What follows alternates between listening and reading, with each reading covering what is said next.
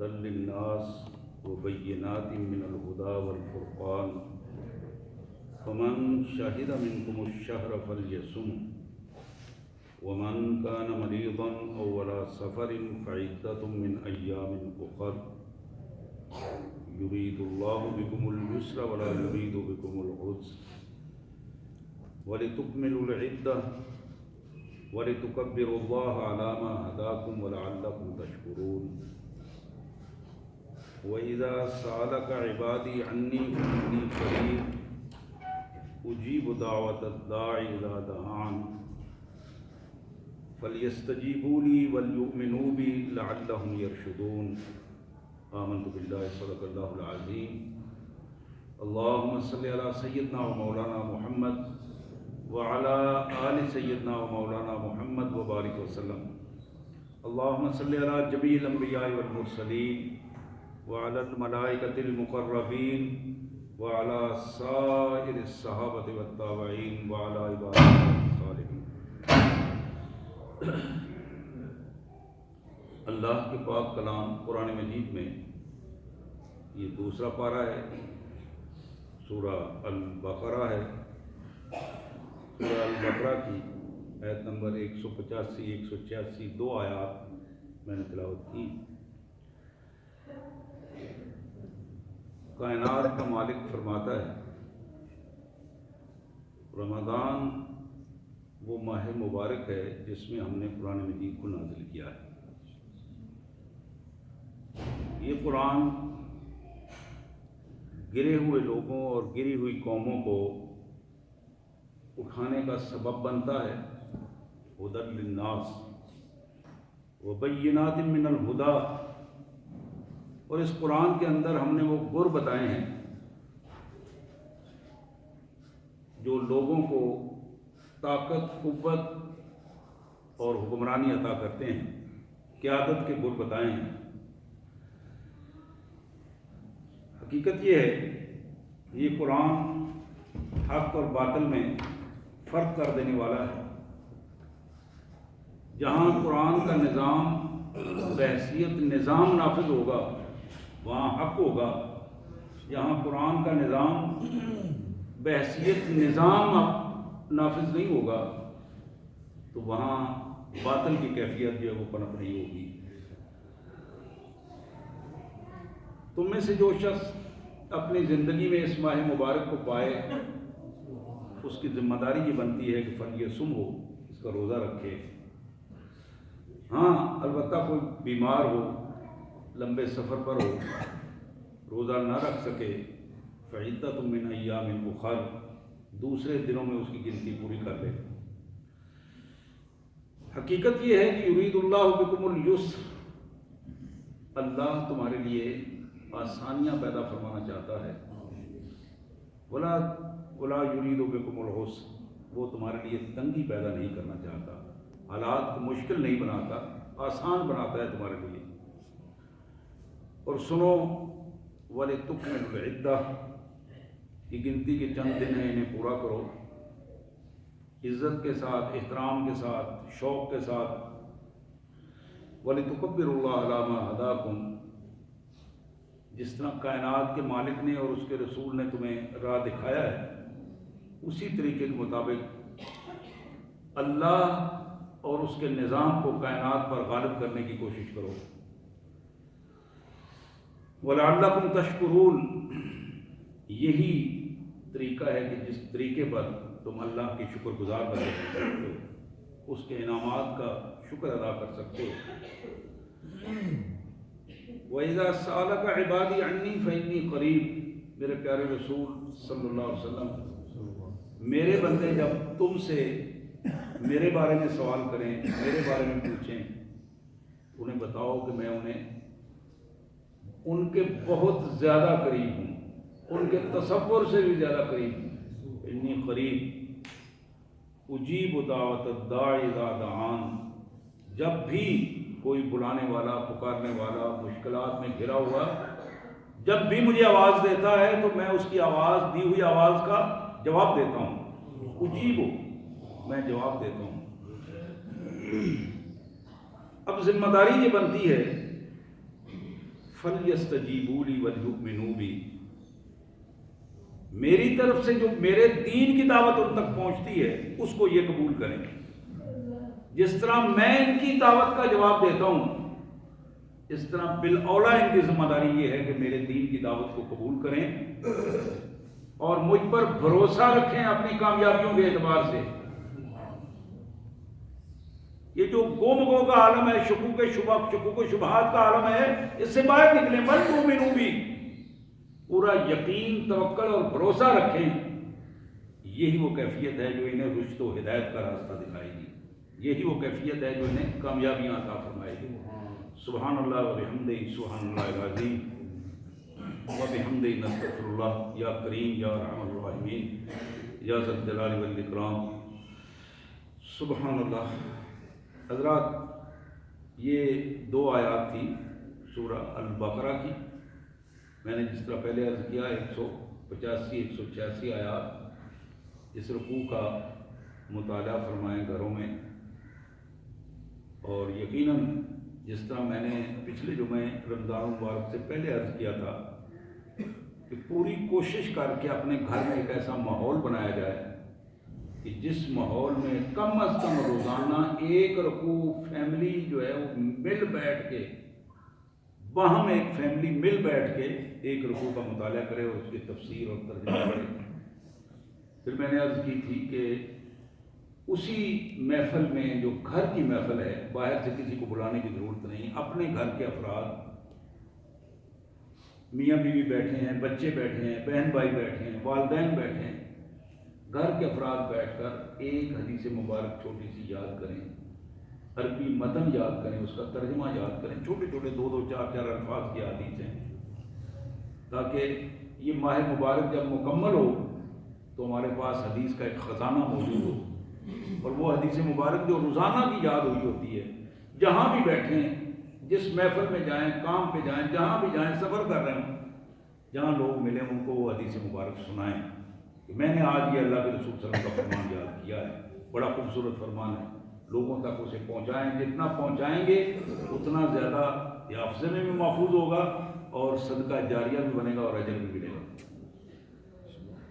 اس حوالے سے بات ہوئی، رمضان المبارک اللہ کا مہمان، عظمتوں والا مہمان، حضور صلی اللہ علیہ وسلم کے میں الفاظ دہرا رہا ہوں، وہ الفاظ جو آپ کو بتائے تھے خطبہ جو آپ نے ارشاد فرمایا، عظمتوں والا مہمان، برکتوں والا مہمان، وہ مہمان جس میں فرائض اور نوافل کا اجر بڑھا دیا جاتا ہے، وہ مہمان جس میں صبر و استقامت سے آدمی کام لیتا ہے، اور صبر اور استقامت کا نتیجہ یقیناً جنت ہے، وہ رمضان جس میں بندہ مومن کے رزق میں اضافہ کر دیا جاتا ہے، وہ رمضان جس میں بندہ مومن کو محبت کا درس دیا گیا اور بتایا گیا اور ذرائع بتایا گیا کہ تم کس طرح اپنے ماحول کو محبت کا ماحول بنا دو، غمگساری کا ماحول بنا دو۔ یقیناً میرے بھائیوں، میری بہنوں، یہی خصوصیات ہیں رمضان کی۔ آپ دیکھ رہے ہوں گے آج دوسرا دن ہے رمضان المبارک، تھوڑے سے موقع بلکہ لمحات میں جب آپ کو علم ہوتا ہے کہ رمضان المبارک تشریف لے آیا ہے، چاند نظر آ گیا ہے، آپ دیکھتے ہیں، محسوس کرتے ہیں کہ ماحول میں ایک تبدیلی آ گئی ہے۔ اسی وقت روزہ تو اگلے دن رکھنا ہوتا ہے، لیکن رات کو ہی ماحول بدل جاتا ہے، رات کی کیفیت بدل جاتی ہے، دلوں میں نرمی آ جاتی ہے۔ آپ مصلی پہ کھڑے ہوتے ہیں، دل کرتا ہے رونے کو، اللہ کے حضور اپنے آپ کو بندہ محسوس کرتا ہے، احساس ہوتا ہے کہ میں کس کے اللہ کے حضور کھڑا ہوں اور کس طرح اللہ کی رحمتوں کو میں سمیٹ رہا ہوں، کس طرح اللہ تعالیٰ کے حضور میں نے اپنے گناہوں کو بخشوانا ہے۔ تو یہ ماحول خود بخود کھینچتا ہے اپنی طرف، اللہ کی رحمت اپنی طرف کھینچتی ہے، لیکن بات پھر وہی ہے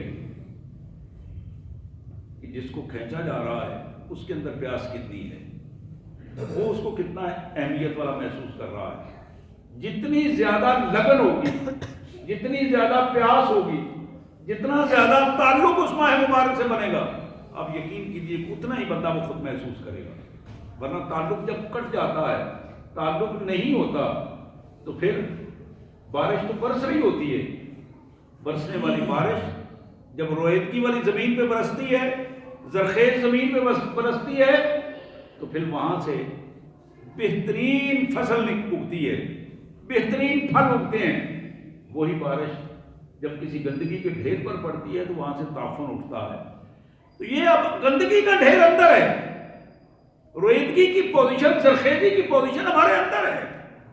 ہم نے دیکھنا ہے کہ ہم اس اللہ کے مہمان کے ساتھ ہمارا کیا رویہ ہے، ہمارا کیا تعلق ہے، ہماری کیا نیت ہے، ہماری کیا پیاس ہے، ہماری کاوش کتنی ہے کہ ہم اس سے اپنے آپ کو اس رحمت سے مستفید کر سکیں، ہماری کاوش کتنی ہے کہ ہم اپنے گناہوں کو بخشوا سکیں، ہماری کاوشیں کتنی ہیں کہ ہم جہنم سے آزادی کا فکر ہمارے اندر موجود ہو کہ گناہ زیادہ ہو گئے ہیں، گناہ زیادہ ہو گئے ہیں، معاملات پریشان کن ہیں۔ ان حالات میں ہم کس طرح اپنے مالک کو راضی کرنا ہے؟ ہم تو اپنے مالک کو ناراض کر بیٹھے ہیں، اپنے مالک کو ناراض کر بیٹھے ہیں۔ جس نے ہمیں زندگی دی ہے اس کو ناراض کر لیا ہے، جس مالک نے ہمیں زندگی دی ہے، جو ہماری موت کا مالک ہے، جب چاہے اس کی قوت ہے، طاقت ہے، اس کے لیے نہ کسی ٹائم کی ضرورت ہے نہ کسی اور قوت کی ضرورت ہے، صرف حکم ہے۔ اس کا حکم ہوگا تو پھر لمحہ لگتا ہے، اور وہ لمحے کا بھی محتاج نہیں، اس سے بھی اس کی محتاجی وہ ماوراء ہے، پاک ہے اس سے، لیکن وہ لمحات ہمارے لیے ہوتے ہیں، وہ لمحے لگتے ہیں اور ہم دیکھتے ہیں کہ منٹوں میں، سیکنڈوں میں انسان بستے تھے، انسانوں کا نام و نشان مٹ جاتا ہے۔ آبادیاں ہوتی تھیں، آبادیاں قصہ پانی نہ بن جاتی ہیں۔ کیوں ایسا ہے؟ یہ سارا سلسلہ اسی طرح ہے کہ بندہ مومن، انسان اپنے مالک کو پہچان لے، اپنے خالق کو پہچان لے، اور یہ دن، یہ لمحات، یہ اسی لیے ہمارے بار بار مختلف حوالوں سے ہمارے سامنے آتے ہیں۔ اور پھر رمضان کا مہینہ تو ٹاپ کا ایسا ریفریشر کیڈر جو بندہ مومن کو ہلا کے رکھ دیتا ہے، اس کے اندر کی کیفیت بدل جاتی ہے، ریبروننگ کی کیفیت ہوتی ہے، اندر کی کیفیت بدلتی ہے، ایک نیا رنگ، نیا انداز، ایمان کی ایک نئی چمک، ایک نیا جذبہ۔ جس کیفیت میں یہ جذبہ، یہ چمک، یہ رونق بڑھتی چلی جاتی ہے، اسی کیفیت میں یہ نظام جو ہے وہ بہتر سے بہتر بنتا چلا جاتا ہے۔ میرے پیارے بھائیوں،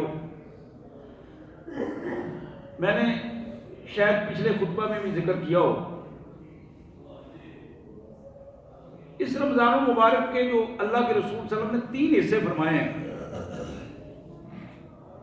بعض لوگ اس پہ بھی اعتراض کرتے ہیں کہ یہ 3 حصے حدیث میں نہیں ہیں، لیکن میں نے جو حدیث مبارک آپ کے سامنے پیش کی تھی، بیتی شریف کی حدیث ہے، مشکات شریف میں موجود ہے، ترغیب و ترہیب میں موجود ہے، جناب سلمان فارسی رضی اللہ تعالیٰ کی یہ روایت، اس میں آپ نے بڑا واضح انداز میں یہ ارشاد فرمایا کہ اول رحمت، اوسط مغفرہ، و آخر عتق من النار۔ یہ جو 3 حصے میں عرض کر رہا تھا، ان 3 حصوں میں پہلا حصہ میں آج اس کے حوالے سے ایک پیغام آپ کو دینا چاہتا ہوں، اس پیغام پہ ذرا غور فرمائیے گا۔ 10 رمضان المبارک کا وہ دن ہے جو بالخصوص بر صغیر پاک و ہند کے لیے بڑی اہمیت رکھتا ہے۔ 10 رمضان المبارک 712 عیسوی میں حضور اکرم صلی اللہ علیہ وسلم کی ہجرت کے 200-250 سال بعد ایک 17 سالہ نوجوان 5000 اپنے ساتھ مجاہد لے کر اس سرزمین پر آیا۔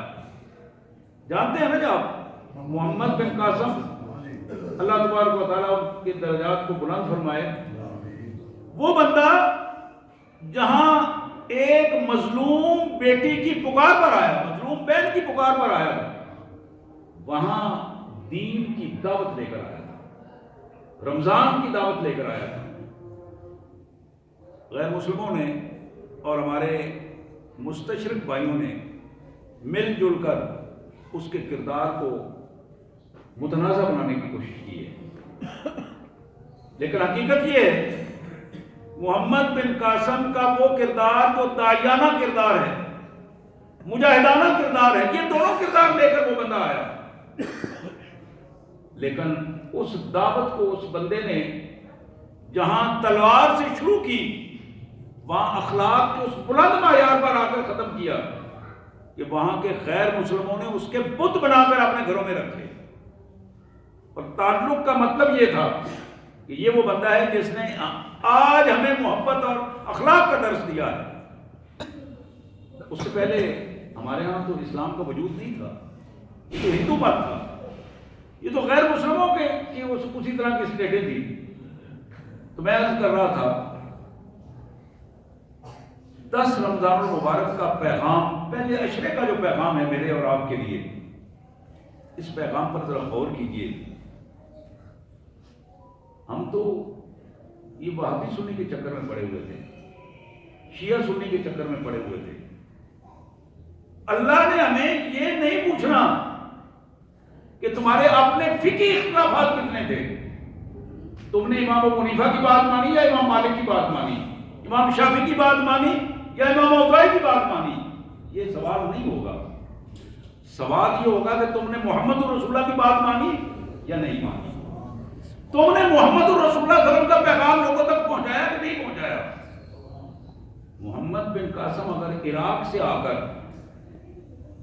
کراچی سے آغاز کر کے ملتان تک آتا ہے اور اس وقت کے باطل پرستوں سے لڑتا ہے اور منواتا ہے وہاں دین کی پوزیشن، آج عروق میں رہنے والوں کی بھی تو یہ ذمہ داری بنتی ہے کہ وہ یہاں کے غیر مسلموں کے پاس دین کی دعوت لے کر جائیں. ان کو تو اس چکر میں لگا دیا گیا، اس مسجد میں نماز نہیں ہوتی، اس مسجد میں نماز ہو جاتی ہے، اس میں یہ ہوتا ہے، اس میں یہ ہوتا ہے. ہمیں اس دائرے میں بند کر دیا گیا کہ تمہاری دعوت تو یہ تھی کہ تم کافروں کے پاس جاؤ. بھائی مسجد کوئی بھی ہو، تم ہاتھ چھوڑ کے نماز پڑھتے ہو یا باندھ کے پڑھتے ہو، اوپر رکھ پڑھتے ہو، ہاتھ باندھ کے یا نیچے ہاتھ باندھ کے پڑھتے ہو. سوال یہ تھا کہ تمہارا تعلق تمہارے نبی سے کتنا ہے، محمد رسول اللہ صلی اللہ علیہ وسلم سے تعلق کتنا ہے، اور اس تعلق کو دین کے حوالے سے تم نے کس کے سامنے کتنا دین پیش کیا ہے. اور عروق میں رہنے والے عیسائی اگر کل اللہ کے حضور اٹھ کے کھڑے ہو گئے، اور یقیناً کھڑے ہوں گے، اس لیے کہ جب گرفت ہوتی ہے نا تو پھر بندہ بولتا ہے. جب گردن سے پکڑا جاتا ہے نا تو بندہ بولتا ہے کہ میں نے تو اس میں نے نہیں کیا. جب زیادہ گرفت ہوتی ہے پھر وہ بولتا ہے میں نے اس لیے یہ نہیں کیا. تو اگر عروق کے عیسائیوں نے یہ کہہ دیا کہ یا اللہ یہ مسلمان کلمہ پڑھنے والے انہوں نے آج تک ہمیں آپ کا تعارف نہیں کروایا، انہوں نے تو وحدہ لا شریک کا ہمیں تعارف نہیں کروایا، ہم تو تین ہی خدا نعوذ باللہ مانتے رہے، ہم تو تثلیث کے قائل رہے. الٹا یہ ہمارے فنکشنوں میں شامل ہوتے تھے، ہمیں دھمکیاں دیتے تھے، ہمارے فنکشنوں میں شامل ہوتے تھے، سیاسی تعامل لیتے تھے، دیتے تھے، لیکن کبھی انہوں نے دین کی بات نہیں کی، کبھی انہوں نے وحدہ لا شریک کی بات نہیں کی، کبھی انہوں نے محمد رسول اللہ کی ختم نبوت کی بات نہیں کی، آگے ان کی دعوت نہیں دی رسالت کی. تو میرے پیارے بھائیوں، اگر یہ مقدمہ پیش ہو گیا اور عروق کے رہنے والے جتنے با اختیار بندے ہیں وہ مذہبی طور پر ہوں یا معاشرتی طور پر ہوں، وہ چودھری ہوں یا مولوی ہوں یا پیر ہوں، کسی بھی سطح پر جو با اختیار تھا اللہ کی عدالت میں اسے بلا کر کھڑا کر دیا گیا اور پوچھا گیا کہ تم نے یہ کام کیوں نہیں کیا، ہم نے تمہاری ذمہ داری لگائی تھی، کیا کیا تم نے، ان لوگوں تک دین کی دعوت کیوں نہیں پہنچی. یہ ایک سوالیہ نشان ہے، میں جس کی طرف توجہ دلانا چاہتا ہوں آپ سب بھائیوں کی، اس پہ غور کیجیے گا. محمد بن قاسم نے ان کے کردار اور ان کے اس 10 رمضان مبارک کے واقعے سے ہمیں یہ میسج بھی ملتا ہے، پیغام بھی ملتا ہے کہ ہم اپنے دین کو سمجھیں، دین کی دعوت، اور جہاں جہاں ممکن ہو ہم غیر مسلموں تک اس دعوت کو لے کے جائیں، مسلمانوں کو اس چکر سے نکالیں کہ جس چکر میں وہ پڑے ہوئے اور آپس میں دین کو بے دینی ثابت کرنے کے لیے ان چکروں میں اپنا وقت ضائع کر رہے ہیں. حضرات، دوسرا بڑا اہم پیغام رمضان المبارک کے دوسرے عشرے کے حوالے سے ہے جو میں آپ کے سامنے رکھنا چاہوں گا. یہ 17 رمضان المبارک کا پیغام ہے. 17 رمضان المبارک وہ پیغام جسے قرآن مجید نے حق و باطل کا مارکا کہا ہے. غزوہ بدر. غزوہ بدر. غزوہ بدر کیا تھا؟ غزوہ بدر اللہ کے دین کی دعوت، اللہ سے پھرے ہوئے لوگوں کے لیے اللہ کے دین کو غالب کرنے کی دعوت، اس وقت کی پوری بے دین دنیا کے ساتھ ٹکر لینے کی بات، اس کا نام تھا غزوہ بدر. حالانکہ مسلمان تھوڑے تھے، پورے مسلمان. جب رسول اللہ صلی اللہ علیہ وسلم مدینہ طیبہ تشریف لائے ہیں ہجرت کر کے، وہ 100 کے قریب تھے بندے جو آپ کے ساتھ موجود تھے. 2-4 کم یا زیادہ اس کیفیت میں تعداد مختلف والوں سے بتائی گئی. 100-150 بندہ آپ کے ساتھ آیا اور اتنے بندے مدینہ منورہ میں. اور 2 ہجری میں غزوہ بدر جب میدان میں سجا تو پھر 300 کچھ لوگ 300 کچھ لوگ ایسے کہ جو ساری کی ساری قوت کے ساتھ اللہ کے پیارے حبیب صلی اللہ علیہ وسلم نے 1000 کے مقابلے میں وہ پوری قوت فراہم کی، اور پھر قوت فراہم کر کے اپنی جھولی اللہ کے حضور پھیلا دی. یہ نہیں کہا کہ میں اتنے لے کے آیا ہوں اور اتنا یہ میرا ہی کام تھا، میں نے اکٹھے کیے ہیں. کہا ایسی بات نہیں کی.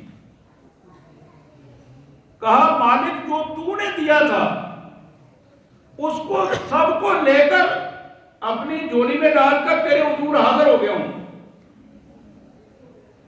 اب تیری مرضی ہے کہ انہیں ضائع کر دے اور تیری مرضی ہے کہ انہیں کامیابیاں عطا فرما دے. میرے نظر میں اس وقت پوری دنیا پر اگر کوئی تیرا نام لینے والے ہیں تو وہ صرف یہ لوگ ہیں جن کو میں لے کے آیا اور تیری توفیق سے لے کے آیا ہوں. حضرات، ان حالات میں محمد کریم صلی اللہ علیہ وآلہ وسلم نے اس کیفیت کو جو ہمارے سامنے رکھا تو پھر کیفیت یہ بنی کہ یہ جو جن کے پاس چند تلواریں تھیں، چند تلواریں 6 سے 8 تک زیادہ سے زیادہ تعداد آتی ہے، 2-4 نیزے تھے. سواریاں بھی کوئی زیادہ نہیں تھی، 2-4 سواریاں. حالانکہ مکہ مدینہ منورہ سے 70 میل دور بدر کا مقام تھا. اس بے سر و سامانی کی کیفیت میں اللہ کی توفیق سے 1000 بندے میں سے کچھ کو مار دیا، کچھ کو قید کر لیا اور باقی کو بھگا دیا. یہ تینوں کام ہوئے. کافروں کو جہنم میں پہنچایا بھی، کافروں کو پکڑا بھی، قید بھی کیا اور پھر بھگا بھی دیا. ان حالات میں حضرات یہ مارکہ بدر جس کا میں تذکرہ کر رہا ہوں، دوسرے عشرے کا جو پیغام آپ کے سامنے رکھ رہا ہوں، اس مارکہ بدر کا پیغام ذرا اگر ہم کھلی آنکھوں سے، جسے قرآن کہتا ہے نا، قرآن مجید نے سورہ آل عمران میں اس کا تذکرہ کیا اور وہاں ایک الفاظ کہے آخر میں کہ دیدہ بینا رکھنے والوں کے لیے اس میں بڑی نشانیاں ہیں. عام آدمی کے لیے نہیں بات کہیں. وہ جن کے ہوش و آواز قائم ہیں، جو دنیا کو اپنی نظروں اور دماغ سے دیکھتے ہیں، کھلی آنکھوں سے دیکھتے ہیں، جو سوئے ہوئے ہیں مست اللہ میں، جنہیں نہ اپنا ہوش ہے نہ دوسروں کو ہوش ہے، ان کے بارے میں بات نہیں ہو رہی. بات ہو رہی ہے کہ جو لوگ دنیا میں دیدہ بینا رکھنے والے، کھلی آنکھیں رکھنے والے، بصیرت کی نظریں رکھنے والے، اللہ نے فرمایا ان کے لیے اس غزوہ بدر کے اس معاملے میں بڑی نشانیاں ہیں. میرے پیارے بھائیوں، یہ غزوہ بدر آج ہماری مسجدوں میں بھی لڑا جا رہا ہے. یہ غزوہ بدر ہمارے محلوں میں بھی لڑا جا رہا ہے، گاؤں میں بھی لڑ رہا ہے. غزوہ بدر، اس غزوہ بدر کو شہروں میں بھی بھی لڑا جا رہا ہے، یہ سڑکوں میں بھی لڑا جا رہا ہے، آج اس کا رنگ بدل گیا ہے۔ اسی جذبے کے ساتھ، اسی جرأت مندی کے ساتھ آج بھی کوئی شخص ایمان کی اس کیفیت، بے ایمان آدمی نے غزوہ بدر کیا کرنا ہے؟ غزوہ بدر کے لیے پہلی شرط ایمان ہے، ایمان کی مضبوطی پہلا شرط ہے۔ آج بھی اگر کوئی شخص ایمان کی مضبوطی کے ساتھ میدان عمل میں نکل کھڑا ہوتا ہے، کفر کے مقابلے میں اپنے پورے پاؤں پہ کھڑا ہوتا ہے، پورے قد کے ساتھ کھڑا ہوتا ہے اور اللہ کے دشمنوں کو للکارتا ہے، یہ غزوہ بدر کا کردار ہے۔ وہ سینٹ میں للکار رہا ہو، اسمبلی میں للکار رہا ہو، وہ وزیر اعظم کے سامنے للکار رہا ہو یا بعد میں للکار رہا ہو۔ یہ نام میں نے اس لیے لیے ہیں کہ ہمیں کھلے طور پر معلوم ہونا چاہیے کہ حق اداروں میں بھی حق ہے۔ اگر کوئی عدالت میں بیٹھا ہے تو وہ ناحق فیصلہ کرتا ہے، اللہ کے رسول صلی اللہ علیہ وسلم نے فرمایا کہ کل قیامت کے دن اس جج کے بالوں سے پکڑ کر اللہ تبارک و تعالیٰ آسمان کے ساتھ لٹکا دیں گے، لٹکا دیں گے اس جج کو جس نے غیر انصاف کے خلاف فیصلہ کیا اور اپنی مرضی یا پیسے لے کر یا کسی نہ کسی حوالے سے فیصلہ کیا، اور وہ لٹکتے ہوئے اس پوزیشن میں ان سے جب پوچھا جائے گا وہ پھر بتائیں گے کہ ہم نے یہ ظلم کیے تھے، آج اس ظلم کی پاداش میں ہمارے ساتھ یہ ہو رہا ہے۔ اور بالکل اسی طرح اللہ کے رسول صلی اللہ علیہ وسلم نے فرمایا کہ جو حکمران اپنی حکمرانوں کے کرسیوں پر، حکمرانوں کے اسٹیجوں پر، حکومتوں کے اسٹیجوں پر بیٹھے ہوتے ہیں، اگر وہ ظالمانہ رویے اختیار کرتے ہیں، عوام الناس پر ظلم کرتے ہیں، تو پھر کل اللہ کے حضور اسی کیفیت میں ان کے گلے میں بھی رسا ڈالا جائے گا اور ان کو بھی اسی کیفیت میں سزائیں ملے گی۔ یہ جو اختیار ہے، بلکہ میں تو وہ حدیث مبارک پڑھ رہا تھا، کام کیا میں پڑھ کے، اللہ کے رسول صلی اللہ علیہ وسلم نے فرمایا لوگوں جس بندے کو ججمنٹ کا اختیار دیا گیا، عدالت کا جج بنایا گیا، فیصلے اس کے بعد آنا شروع ہوئے، حضور نے فرمایا کہ وہ ایسی چھری سے ذبح کر دیا گیا، جو جس کو ہم کھلی چھری کہتے ہیں نا، اس سے وہ ذبح کر دیا گیا۔ حقیقت یہ ہے، میں نے بات میں کر رہا تھا غزوہ بدر کے حوالے سے، یہ غزوہ بدر کا مارکہ ہے، مارکہ قیامت تک جاری رہے گا۔ حضور صلی اللہ علیہ وسلم نے فرمایا الجہاد ماض الی یوم القیامہ، جہاد قیامت تک جاری رہے گا۔ کسی عادل حکمران کا عدل اور کسی ظالم حکمران کا ظلم اس کو روک نہیں سکے گا، جہاد جاری رہے گا، اسے جاری رہنا ہے، یہ اللہ کا حکم ہے اور محمد رسول اللہ کی سنت ہے، اسے چلنا ہے۔